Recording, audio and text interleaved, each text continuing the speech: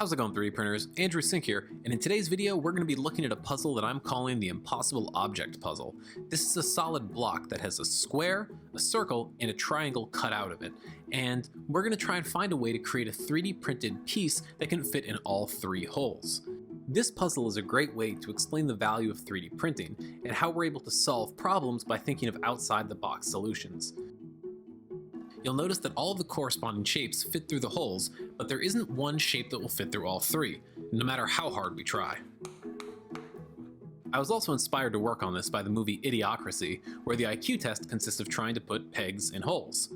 If only they had a 3D printer, it could have been so much easier. To make the special key for this puzzle, we'll start with a few sketches that define the geometry that we're trying to capture.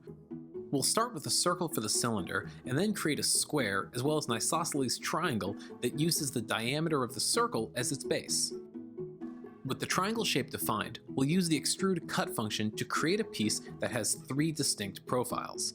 Viewed from one side, it's a triangle. When viewed from the front, it becomes a square. And when viewed from below, it has the profile of a circle. With our three profiles defined, we now have a part that can fit in all three holes of our puzzle. Let's try it out. By turning the piece on its side, we can fit it directly through the square hole. Rotating the part, we're able to fit it through the cylindrical hole by putting it in upright. Finally, by turning it sideways, we're able to fit the part right through the triangular hole. And that's the Impossible Puzzle. Overall, it's a fun little project and a great way to explain how 3D printing can solve problems that don't seem to have obvious solutions. As always, thanks for watching and have fun printing.